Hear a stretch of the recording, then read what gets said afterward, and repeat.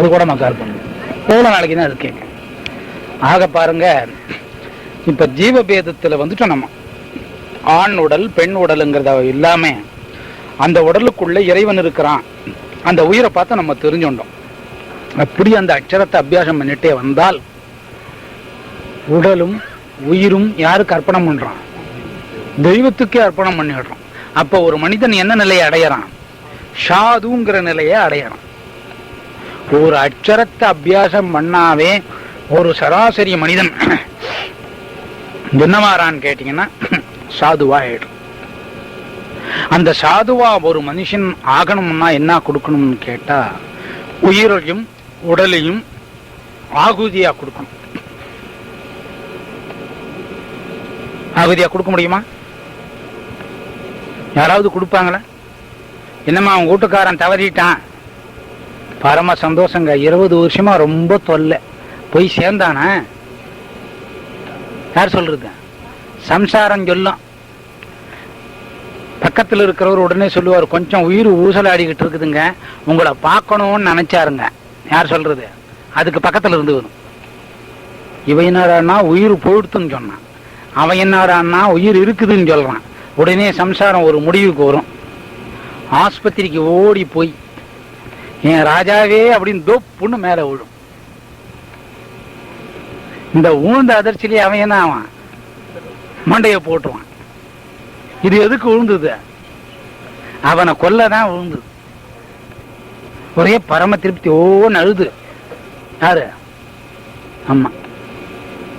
இல்லைங்க உங்க மனைவி இந்த மாதிரி தவறிட்டா, ரொம்ப கஷ்டங்க, இந்த பூதத்தோட நான் 15 வருஷமா வாழ்றேன், ஒழிஞ்சுதுங்களா?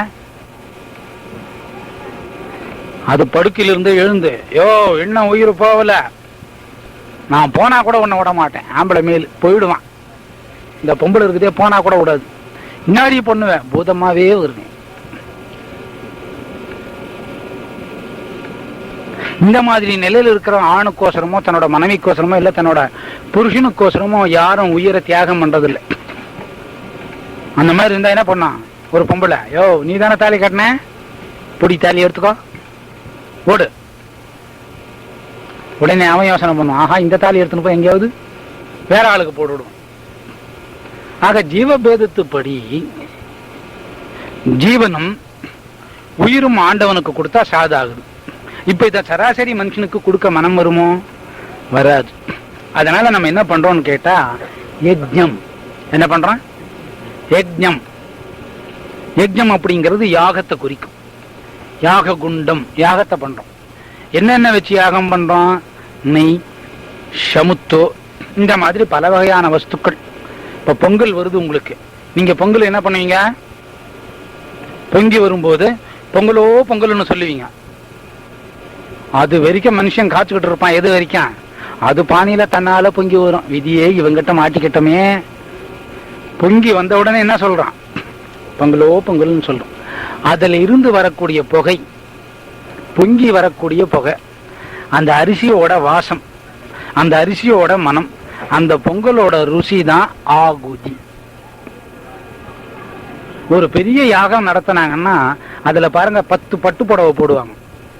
இன்ன கலர் பார்டர், இன்ன கலர் நடுவுடல் அப்படின்னு சொல்லி போடுவாங்க. தங்கத்தை போடுவாங்க. ஏன்? இதெல்லாம் நம்ம இறைவனுக்கு ஆகுதியா கொடுக்கும். அதே மாதிரி ஆகுதியா எதை கொடுக்கணும்? உடல், உயிர். மனசுதான் இல்லையா, அப்புறம் மனசு எங்கிருந்து கொடுப்பான்? முன்னாடி அம்மா சாப்பிட்டான்னா நான் சொன்ன பாஷை உனக்கு தெரியும், அப்ப நீ புரிஞ்சுக்கோன்னுட்டா இல்லையா?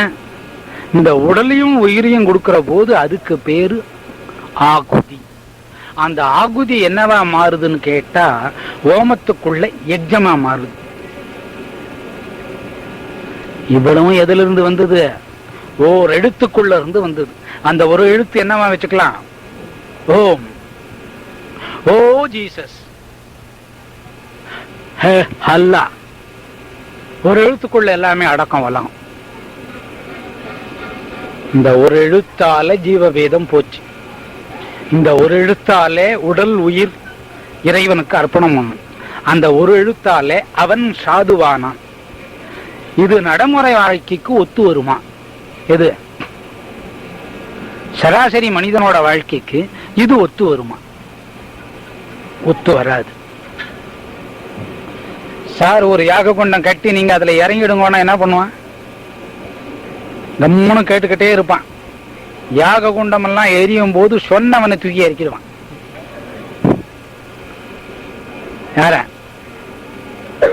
சராசரி மனிதனோட வாழ்க்கைக்கு இது சாத்தியப்படாது. இப்ப எவ்வளவு நேரமா நம்ம பேசுறது உயிர் உடலை பத்தி பேசிக்கிட்டு இருக்கோம். அது சராசரி மனிதனுக்கு வரணுமானா மனிதன் இடத்துல ரெண்டு இருக்கு, அந்த உடல்லையும் உயிரும். உடல் ஒண்ணு உயிர் ஒண்ணு இருக்கோ இல்லையோ, அதுக்கு மேல ஒரு ரெண்டு இருக்குதுங்க. மனம்னு ஒண்ணும் புத்திங்கிறது ஒண்ணும். என்னங்க? மனம் புத்தி, இத ரெண்டுத்தையும் செயல் ரூபத்துக்கு கொண்டாடணும். ஓம்னு ஒரு எழுத்துல மனம் நிக்காது. அது ஒரு உருவம் இருக்குதா உருவம் இல்லையா, அதுக்கு உயிர் இருக்குதா இல்லையா அப்படிங்கிறது தெரியாது. அதனால இறைவன் நம்ம இடத்துல உடலையும் கொடுத்து உயிரையும் கொடுத்து மனதையும் கொடுத்து புத்தியும் கொடுத்து அதுக்கு ஆதாரமா பஞ்சபூதங்களை கொடுத்தார். அதை இயக்கக்கூடியதை நினைவாற்றலை கொடுத்தார். மனம் புத்தி பஞ்சபூதங்கள் எப்ப ஒன்னா ஒடுங்கும்னு கேட்டா ஒடுங்கவே ஒடுங்காது. மனதோட பஞ்சபூதங்கள் எப்பவுமே ஒடுங்காது. அதனோட வேலைகள் செஞ்சுக்கிட்டே இருக்கும். தவிர்க்க முடியாத மரணம் வரும்போது பஞ்சபூதங்கள் மனமோட ஒன்று வெளியில போறதுக்கு பேரு தான் மரணம். மரணத்தோட தாத்பரியம் ரொம்ப பிரமாதமான தாத்பரியம். ஆனா அதை யாருமே விரும்புறது இல்லை. பொய்ய மெய்யணும், மெய்ய பொய்யணும் நம்ம நினைச்சுட்டு இருக்கோம். இப்ப இந்த மனம் புத்திங்கிறது ஒண்ணு கொடுத்துருக்கிறார். ஓம் அப்படிங்கிறது உருவமோ உருவம் இல்லையாங்கிறது தெரியல. இப்ப நம்ம ஒரு செயலை செய்யணும்.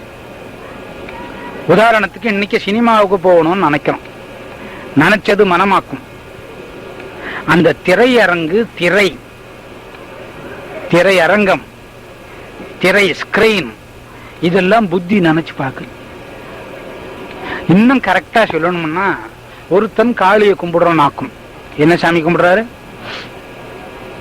அந்த காளி அப்படிங்கறத வாயால சொல்றோம், மனதால சொல்றோம். மனம் நினைச்சு சொல்லுது, காளிங்கிற எழுத்து தான் சொல்லுது. அப்ப அந்த எழுத்து மேல மனம் நிக்காது. அதுக்கு ஒரு உருவத்தை கொடுக்கிறோம். இந்த பக்கம் 9 கை, அந்த பக்கம் 9 கை, 18 கை, 32 18 கை, ஒரு தலை, 2 கால், அப்படி இருக்கிறதா புத்தி பாவம் பண்ணிக்குது. அவங்க பேரையும் நினைக்குது, உருவத்தையும் நினைக்கிறது. இந்த செயலுக்கு உபயோகப்படுத்தக்கூடியது மனமும் புத்தி. காளி காளி காளி காளி காளின்னு சொல்லிக்கிட்டே வருவான். மனம் சொல்லும்,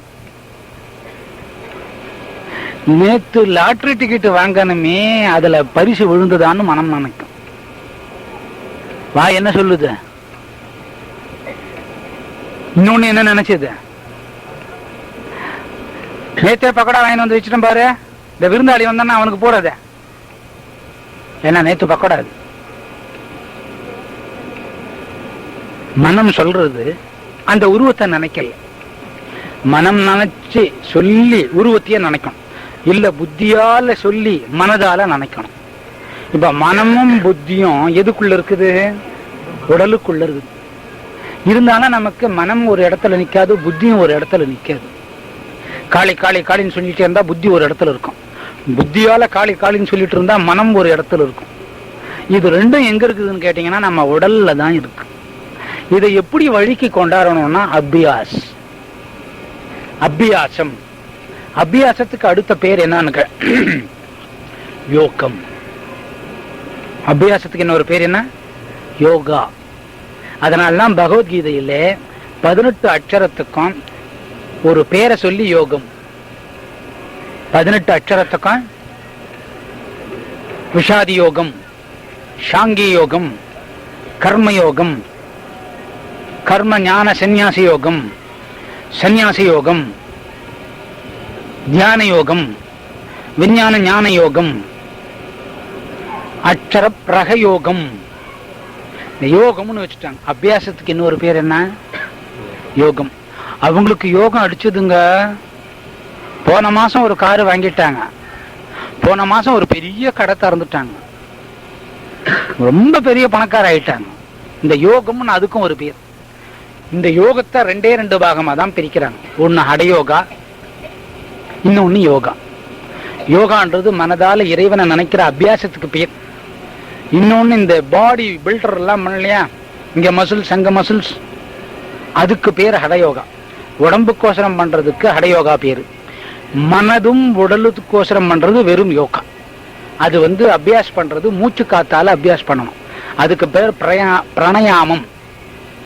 நமக்கு தெரிஞ்சோ தெரியாமையோ தூங்கினாலும் நடந்தாலும் ஓடினாலும் உட்கார்ந்து இருந்தாலும் அடுத்தவனை கெடுக்கணும்னு நினைச்சாலும் அடுத்தவனை வாழ வைக்கணும்னு நினைச்சாலும் ஏங்கிறது மூச்சு.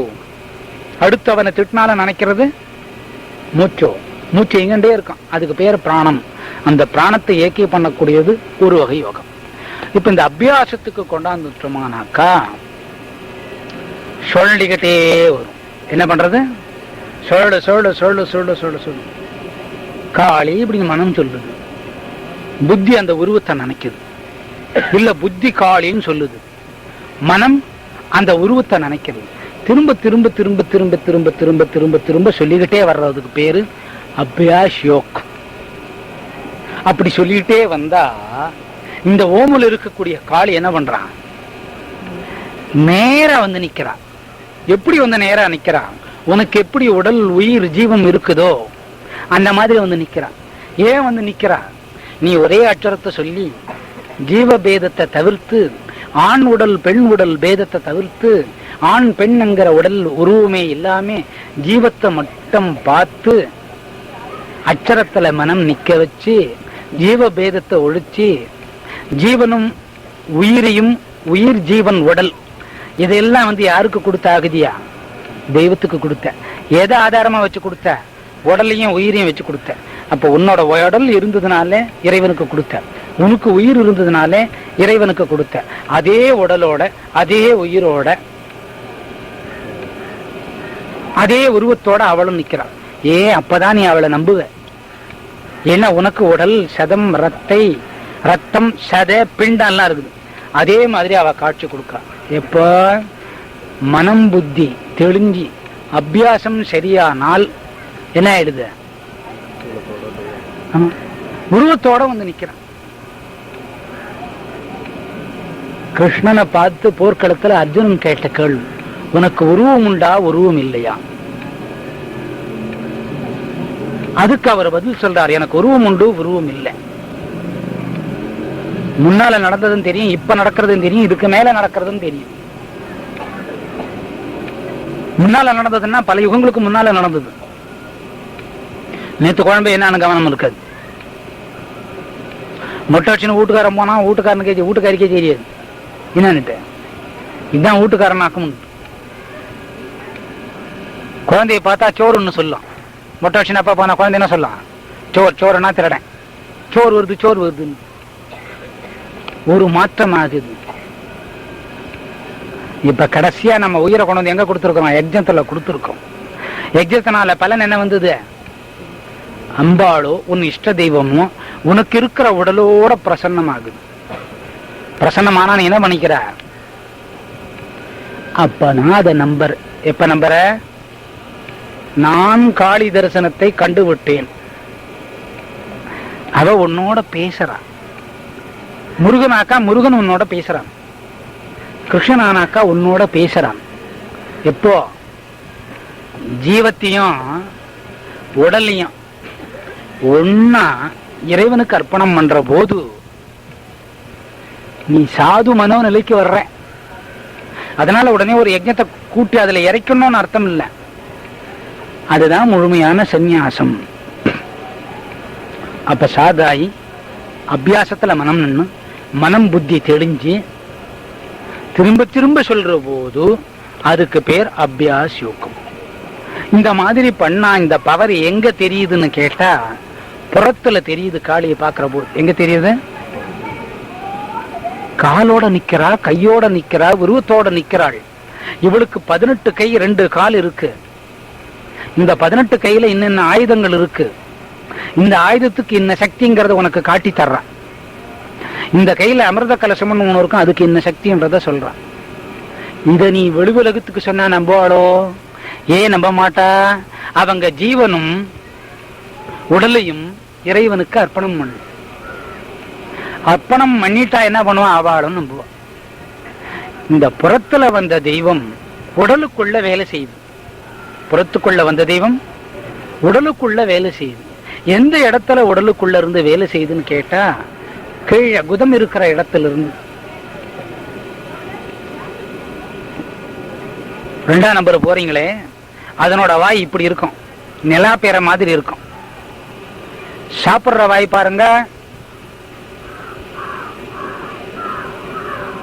வடக்க தெற்கு இருக்கான். மலங்கழிக்கிற வாயை பாருங்க, கிழக்க மேற்கும் இருக்கும். உடனே திரும்பி கிழக்குல உட்காந்துன்னு தகராறு பண்ணப்படாது. உடலுக்குள்ள பாருங்க, வலதால இடது கையால வாய்ப்புறம், அவ்வளவுண்டு வாய், எத்தனை கப்பல் வேணாலும் தின்னுடுவான். ஆசனத்தை பாருங்க, முதுகாலையும் முன்னாலையும். அந்த இடத்துல இருந்து ஆரம்பமான மகாசக்தி சூட்சுமத்துல எங்க வந்து தெரியுது? புருவ மத்திக்கு வந்து சேர்ந்துடுறாங்க. அப்ப உனக்கு என்ன கண் திறந்து போறது? ஞான கண் திறந்து போகுது. அப்ப நீங்க என்ன ஆயிடுறீங்க? ஞானி ஆயிடுறீங்க. உண்மையிலே மற்ற ஜனங்களால பாராட்டக்கூடிய ஒரு மனிதன் ஆயிடுறீங்க. ஏன் பாராட்டக்கூடிய மனிதன் ஆயிடுறீங்கன்னு கேட்டீங்கன்னா, உங்களுக்குள்ள கெட்ட பழக்கங்கள், கெட்ட மனோநிலை, நீங்க அதை சாகடிக்கிறீங்க. எதுல சாகடிக்கிறீங்க? யஜ்ஞத்துல சாகடிக்கிறீங்க. அப்ப நீங்க என்ன ஆயிட்டீங்க? சாது ஆயிட்டீங்க. இப்ப இறைவனை வெளியில் இல்லாம எங்க கண்டுபிடிச்சிங்க? உள்ள. அப்ப அதுக்கு உருவம் உண்டா இல்லையா? புருவத்துக்குள்ள பாக்குற போது உருவம் இல்லை. வெளியில 18 கை, ஒரு தலை, 2 காலோட பார்க்கும் போது அவளுக்கு உருவம் உண்டு. இப்ப உருவத்தையும் காட்டி கொடுத்தா, அருவத்தையும் காட்டி கொடுத்தா. அதுக்கு எது முக்கியமா இருந்தது? உனக்குள்ளான உடல். அந்த உடலுக்கு பேரு ஸ்தூலம். சராசரி மனிதன் அழியிற போது ஒன்னு நெருப்பாலேயோ பூமியிலேயோ புதைச்சிடுவாங்க. அவ உடல் துண்ணுடும். மகான்கள் உடல் புதைக்கப்பட்டா அதுக்கு பேரு ஜீவ சமாதி. என்ன சமாதி? அந்த சமாதியை போய் தொட்டுட்டு வந்தீங்கன்னா கூட உங்க வேலைகள் நடக்கும். மறக்க முடியாத, மறுக்க முடியாத ஒரு ஆள் ராகவேந்திரா. இன்னும் அந்த மாதிரி நிறைய பேர் இருக்கா. அதுக்கு பேர் ஜீவத்தோட சமாதி. இதுக்கு பேரு பல பேருக்கு உதவி பண்றாங்க. அவங்க 1000 வருஷ காலங்கள் அதுக்குள்ளேயே இருக்கிறாங்க. இதுக்குள்ள அந்த உடல் அப்படியே இருக்கும். மண்ணும் பஞ்சபூதங்கள் தீண்டாது. அப்ப இதுக்கெல்லாம் ஒரு எழுத்து ஆதாரம். அந்த ஒரு எழுத்து ஆதாரம் இவ்வளவு வேலை செஞ்சது. எதுல ஆதாரமா இருந்தது? இந்த உடல். அந்த உடலுக்கு பேர் தான் ஸ்தூலம். அச்சரத்தை வந்து திரும்ப திரும்ப சொன்னதுனாலே நீங்க 2 காட்சி கண்டீங்க. என்னென்ன காட்சி? உருவம், அருவம். இப்ப நீங்க உருவத்தை நம்புவாளா, அருவத்தை நம்புவாளா? 2த்தையும் நம்புவீங்க. சராசரி மனுஷால எதை நம்புவாங்க? உருவத்தை மட்டும். ஒரு திடீர்னு ஒரு ஆணுக்கோ பெண்ணுக்கோ ஒரு 18 கையோட காளி வந்து நின்னு, பாலகா, பக்தா, எப்படி இருக்கிறேன்னு கேட்டா இவன் மண்டைய போட்டுருவான். ஏன்னா அது அண்ட பிண்டத்துக்கு நிக்கான், ஆகாசத்துக்கு நிக்கான். 2 கை இருக்கிற மனுஷனே எவ்வளவு கெடுதல் பண்ணிடுறான். அதுக்கு எத்தனை கை இருக்குது? ஆனா இடத்துல 9, வலதுல 9, 2த்தையும் சேர்த்தா 18. இதுவும் 9, அதுவும் 9. 18யும் கூட்டினீங்கன்னா 8 1 9, 1 8 9. அந்த மாதிரி ஒரு சராசரி மனுஷனுக்கு காட்சி கொடுத்தா என்ன பண்ணுவோம்? உருவத்தோட பயந்து கா கா கா கா கா கா ஆயிடுவாரு. என்னங்க நல்லதானே உக்காந்துட்டு இருந்தீங்க நீங்க? தண்ணி எண்ணி தெளிச்சு சம்சாரம் எழுப்பி உட்கார வச்சுன்னு கா அப்படியே நின்றுவார். உடனே அந்த அம்மா ஒரு டாக்டர் கிட்ட எடுத்துன்னு போய் அவரை உட்கார வச்சு அவரை பார்த்து கா. ஏன்? திடும்னு பார்த்ததுனால அதிர்வு. திடும்னு பார்த்ததுனால என்ன வருது? பயம். அது அபியாசத்துல பாக்குற போது, ஆஹா அம்பாள் வந்திருக்கிறா, அவளுக்கு இத்தனை கை இருக்குமாக்கும், இத்தனை வேலைகள் செய்யறாளாக்கும், இத்தனை விதமான உருவம் இருக்கும். அப்ப மனம் ஏத்துக்குது உருவத்தை. அப்புறம் அருவத்தையும் கண்ணை மூடிண்டு, ஆஹா என்னமா இருக்கிறான்.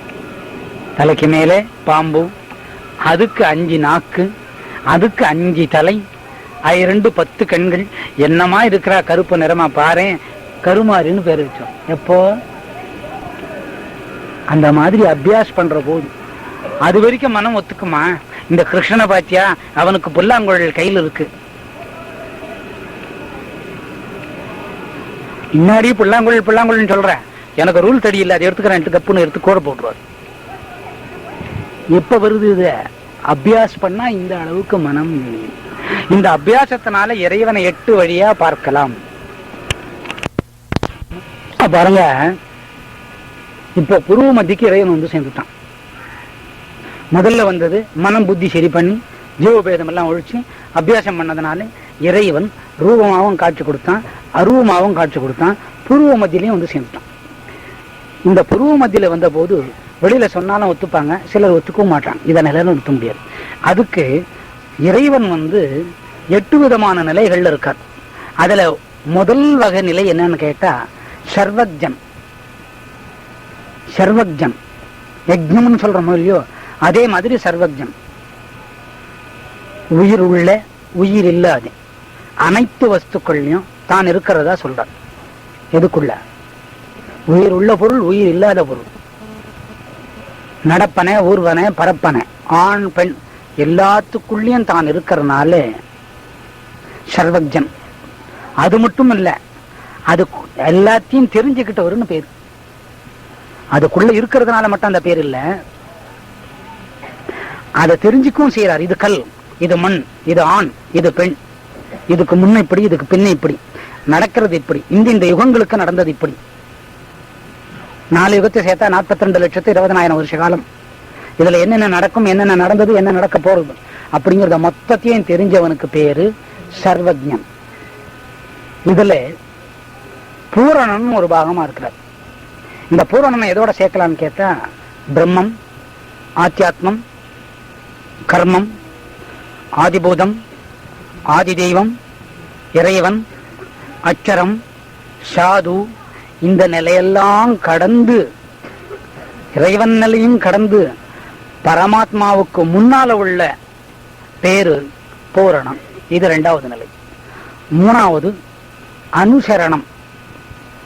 அனுசரிச்சு போங்க சார் அப்படின்னு சொல்றோம் இல்ல, உலக நடைமுறைக்கு ஏத்தா மாதிரி தான் தன்னை உட்படுத்துறது, உட்படுத்துதல். உதாரணத்துக்கு பாருங்க, பகவத்கீதையில கிருஷ்ணன் வந்தான், அவனுக்கு 2 கை 2 கால் 1 தலை இருந்தது. மனிதன மாதிரி, மனித லோகத்துக்கு தகுந்த மாதிரி தான் வர்றதுக்கு பேரு அனுசரணம் அப்படின்னு பேரு. சர்வ வியாபகம், இது 4வது நிலை. எல்லாத்துக்குள்ளேயும் தான் இருக்கிறது அப்படின்னு பொருள். ஆரோன்யம் அப்படின்னா சூட்சமத்துல மட்டும் இருக்குது. எப்படிங்க பாத்தீங்க? புருவ மத்தியில பார்த்தேன். இன்னைக்கு என்னமா காட்சி கொடுத்தா தெரியுமா? அந்த உருவம் இவர் கண்ணுக்கு தெரியும், அந்த அருவமும் இவர் உணரக்கூடிய மாதிரி இருக்கிறதுக்கு ரொம்ப சூட்சமமா. உங்களுக்கு கரெக்டா சொல்லணும்னா அந்த சூட்சமத்தை ஒரு பம்பரத்தை சுத்தி விடுறீங்க, பம்பரத்துக்குள்ள இருக்கிற காத்தையெல்லாம் அந்த ஜாட்டி தனக்குள்ள வெளியே இழுத்து விட்டுரும், பம்பரத்தை இருக்க பிடிச்சிக்கும். பம்பரத்து மேல இப்ப ஜாட்டி சுத்தி இருக்கு. இந்த பம்பரம் சுத்தும்னா யாராவது நம்புவீங்களா? அந்த பம்பரத்தையும் ஜாட்டியும் இயக்கணமா என்ன ஆகும்? பம்பரம் சுத்தம். அப்ப நம்ம சுத்துறத கண்ணால பாக்குறோம். வேகமா விட்டீங்கன்னா அது ஒரு மைய புள்ளியில நின்று சொல்லிக்கிட்டே இருக்கும். அப்ப பாத்தீங்கன்னா பம்பரம் நிக்கிற மாதிரி இருக்கும். நமக்கு அது சாதாரணமா தெரியும். அதுக்கு பேரு ரொம்ப சூட்சமம். இன்னும் சொல்லணும்னா, நான் ஒரு கனவு கண்டுங்க, அது நிஜமாலுமே நடந்ததுங்க. அந்த கனவை யாராவது சொன்னா நான் நம்புவாடா? அது சூட்சமத்துல வர்றதுன்னு பேரு. ஆசிந்திய ரூபம், அதாவது அசாத்தியமான ரூபம். இறைவனை வடிவத்தோட காண்றது, இறைவனை வடிவம் இல்லாத காண்றது. அதுக்கு அடுத்தது ஆதியந்தம். ஆதியந்தம்னா முன்னால நடந்தது, இப்ப நடக்க போறது, நடக்கக்கூடியது. ஒரு மனிதனோட நட்சத்திரத்துக்கு ஆதியந்தம்னு இருக்குது. 60 நாழிகை, 65 நாழிகை, 67 நாழிகை வரைக்கும் வரும். ஒரு நட்சத்திரத்துக்கு 4 பகுதி, 2 ராசி வரும்.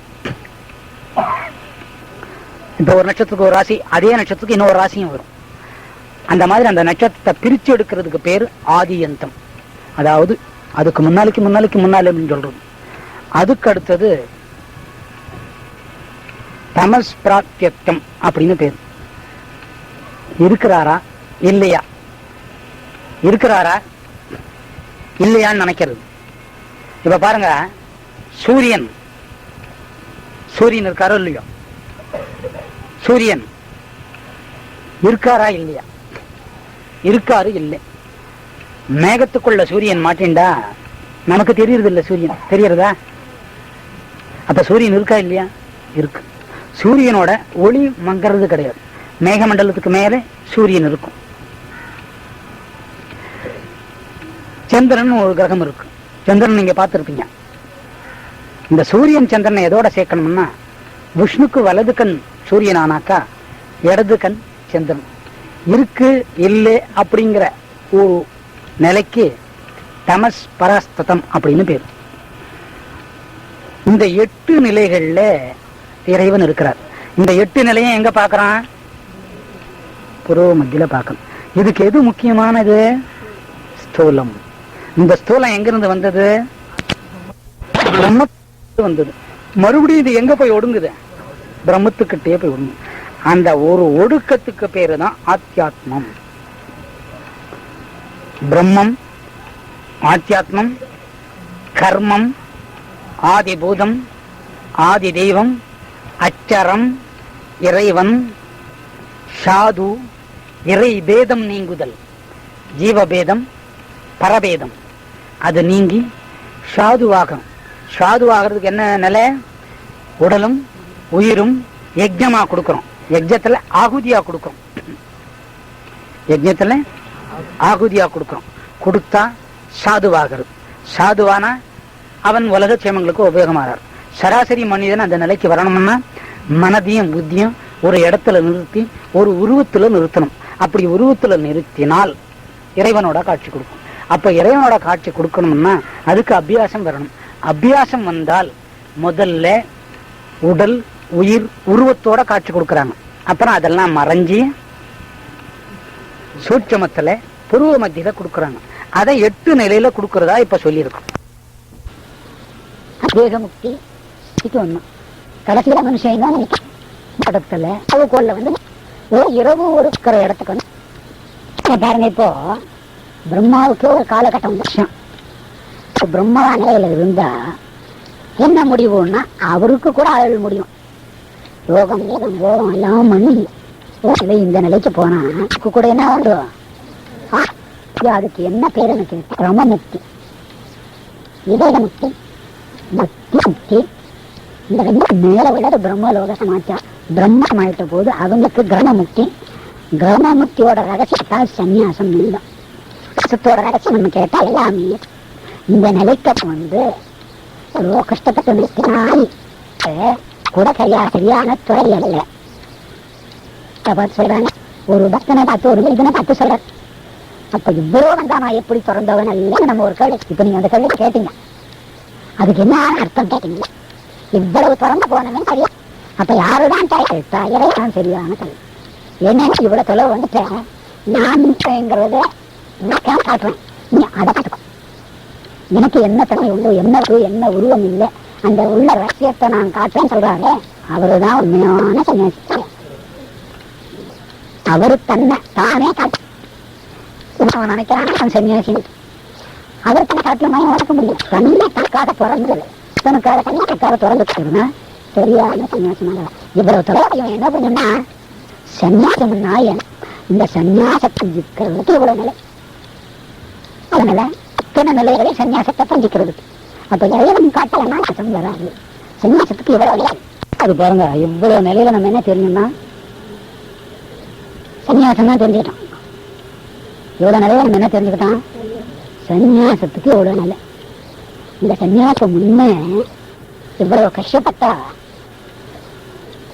ஒரு நைஷ்டிகம்னு ஒரு நைஷ்டிகம் வந்தாதான் சன்னியாசத்து நிலை. சன்னியாசத்தோட பூர்த்தி நிலை வந்தாதான் பிரம்மத்தோட நிலை. பிரம்மத்தோடுக்கு ஆயுள் பரியந்தம் வருது. ஆயுள் பரியந்தக்கா கிரமமுக்தின்னு வருது. கிரமமுக்திக்கு பின்னால பக்காவா சன்னியாசம் வருது. பக்காவா சன்னியாசம் வந்தாப்ப பேதம் வருதில்லை, நீ சன்னியாசனா இவன் சன்னியாசனா. அப்ப ஆண்டவன் இந்த நிலைக்கு மனிதன் சன்னியாசத்தை கொண்டு போனா, நீ சன்னியாசி இல்லை, நான் தான் சன்னியாசி, என்னோட ரூபத்தை காட்டுன்னு சொல்லிட்டு காட்டான். இது கூட ஒரு ஆயுள் பரியந்தத்தை நிர்ணயம் பண்ணியிருக்கிறாங்க. இந்த ஆயுள் பரியந்தத்துக்கும் நைஷ்டிக பிரம்மச்சாரத்துக்கும் உதாரணமா நான் கேட்டா இப்ப இருக்கிறவர் யாரு? ஆமா, ஆஞ்சநேயர் பெருமான். இந்த நைஷா அவர் உடல் அஜிரமானது, எதனாலும் அழிக்க முடியலன்னா என்ன காரணம்? உடலே ராமநாமம். ராமநாமன் நைஷ்டிக பிரம்மச்சாரிய சன்னியாசம். நைஷ்டிக பிரம்மச்சாரிய சன்னியாசம் வந்தாக்கா தன்னை தேடி பதவி வரும். தன்னை இருக்க இந்த உலகத்தில் இருக்க, எனக்கு இந்த உருவம் இல்லைங்க. அதை ஒரு 2 எழுத்துக்குள்ள கண்டுபிடிச்சவர் யாரு? ஆஞ்சநேயர். என்ன 2 எழுத்து? ஆமா, ராம் அப்படிங்கிற எழுத்து. கிருஷ்ணாவதாரத்துக்கு முன்னே நடந்துருச்சு. கிருஷ்ணாவதாரத்துல போய் பார்க்க மாட்டாரு யாரு? அனுமன். கிருஷ்ணா நான் போய் பார்க்க மாட்டேன், எனக்கு ராமனா தான் வரணும். பார்க்கிற ஒரு காலத்துக்குமே பயந்து போய் ராமருக்கு ஒன்னா சேர்த்து நீங்க 2 பேரும் சரியாயிடுங்கோ, என்னை பார்க்க ஆஞ்சனே வருவார்கள். அது போன யுகத்துல என்ன ராமநாமம் எனக்கு அவனோட அந்த ராமாயணத்தோட தாங்கிக்கூடிய இல்லை. அதான் விசேஷமான கிருஷ்ணனோட சொத்துக்கு வரதனா இருந்தா கூட நம்ம ராமன் சரியா நிக்கிறேன். அப்ப நிஷ்டிகதாரிக்கு அந்த எழுத்துக்கு அந்த இப்ப இந்த எழுத்து அப்படின்னு கேட்டா மனபுத்தி. பிரம்மச்சாரியத்துல கூட இது வேலை செய்யலாம். மனபுத்தி ராமனோட தொழில், ராமனோட உருவம். ஒண்ணு மனமா இருந்தா இன்னொன்னு புத்தியா இருக்குது, இன்னொன்னு புத்தியா இருந்தா இன்னொன்னு மனமா இருக்குது. இதுதான் இஷ்ட பிரம்மச்சாரிய சன்னியாசம்.